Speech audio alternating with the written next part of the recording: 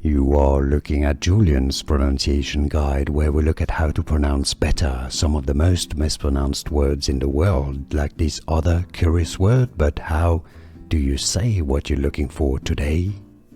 Let's learn once and for all how to pronounce correctly. I said correctly, the correct pronunciation of this name in English and in Italian, of course. If you want to learn more useful Italian and pronunciation, stay tuned. Leonardo, that's your Italian pronunciation. Leonardo. In English, however, if you're looking at how somebody who is from an English-speaking country would say it, Leonardo, as in Leonardo DiCaprio, for example.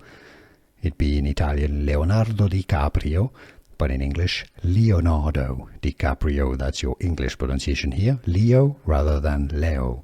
But if you're referring to Leonardo da Vinci, for example, you want to say Leonardo, not Leonardo. Does that make sense? Let me know in the comments. Here are more videos on how to pronounce more confusing words and names too many mispronounced. Like this video if you found it useful. I appreciate your support. I'll see you soon and thanks for watching.